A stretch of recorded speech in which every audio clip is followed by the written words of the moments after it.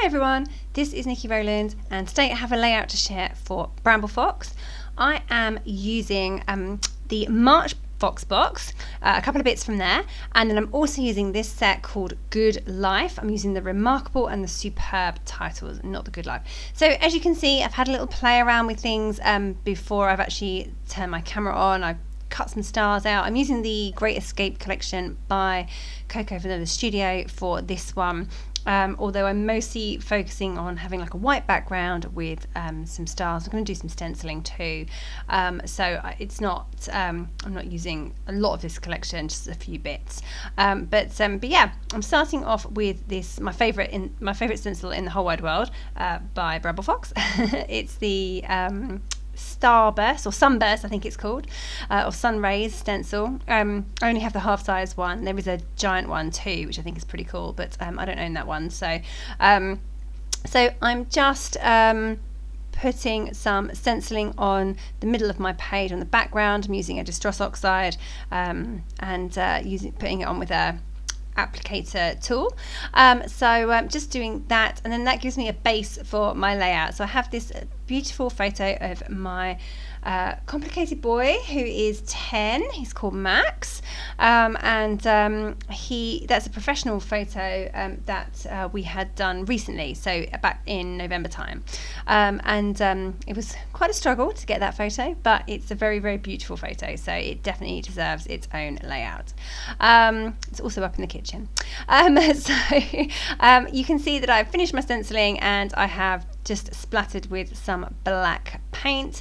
I'm also going to come in and put some lines onto the stenciling at some point. I think I do that a lot later, but I couldn't do it straight away because my paint was wet. Anyway, so I'm just actually going to put a couple of little notches out of the sides of two sides of my layout. I've got this green paper with the trees on it from the Great Escape collection, and I just wanted to have a little bit of something on the sides. I generally like my layouts to have borders, but on this occasion I've gone for a white background without a border. I felt that had to have something on the edge, so that's how I've done that. I've distressed the edges all the way around, and I've taken just a small strip of paper in that deep green, which is a really beautiful colour, and popped that in the two sides there, in those two little notches, which I've just cut out and distressed a bit further. So I'm just attaching those on the back with some tape. I have got some stars left over, die cut stars left over from where I cut some for a different layout. So I'm just I've just literally picked that big one up there, and I didn't go and cut it specifically for this layout. I just happened to have it already cut, and it looked quite nice. It worked quite well, so I thought I would use it. I felt that it needed a border around it because it is a multicoloured print, the stripes, and sometimes they look better against the background if they have a border. So I could have gone around the edge with ink, but I decided to doodle around the edge with just a black journaling pen. So and that brought it up, really made it stood out against the background perfectly well. So I was really happy with that. So I've got that in my background that kind of houses my photo, and then you can see that the rest of the layout was just super quick to put together. I'm just literally putting the photo on and then putting stars all the way around. The starburst helps me with a base and where to put things. Obviously I cluster close towards the photo, and then everything else kind of sprays out from there. I love the YOUnique title. My boy is certainly a unique character, so it's good to have YOUnique on a page next to him. He's also very remarkable and superb as well, so those words went too. So I've used the YOUnique from the Fox box. That's the March Fox box. I appreciate we are only in February, but it's coming out next month. And I've also used the black page tab over on the left hand side, and they're both from the Fox box. There's also a little the little people. There's a few little people in the March Fox box. So I've got a blue one that is going onto this layout as well. He's not appeared yet. I don't know where he's got to. Just to point out, you can see I've got a little stash of chocolate in the top left corner of the screen there. Just pointing that out to you there, my little stash. We were on a weekend away and the chocolate kept appearing on my desk. It was lovely. Anyway, I digress. So I've got some tickets there as well that I've just popped behind the photos.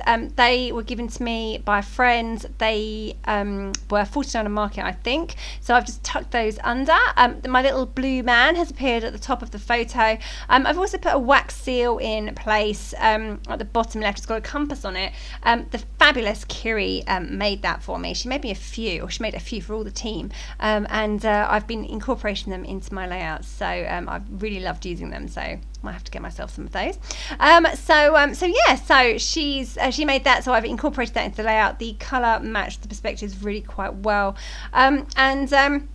You can see that I've skipped forwards a little bit and everything is now stuck in place. I'm just adding a few little stars and a few sequins. I made my own sequin mix to match this collection. I've just out of older, last little bits of sequin mixes that I've already got in my stash, so I've just been mixing them together and creating my own to work with certain collections, and this one goes really well with this Great Escape collection. So yeah, just getting all of those stuck in place now, I think I'm going to come back in with I'm going to do my lines now. I'm going to do my lines. I knew I did them later because I had black paint that was wet and I couldn't put my ruler over the top, so I've actually then forgotten all about it and left it a bit late to add them at this late stage. But just adding those lines to the stenciling really gives it definition and really lifts it off the page. It actually makes it just so much better than just inked. So I generally always do this with whenever I use this stencil. I usually add this definition as well. It just really, really helps.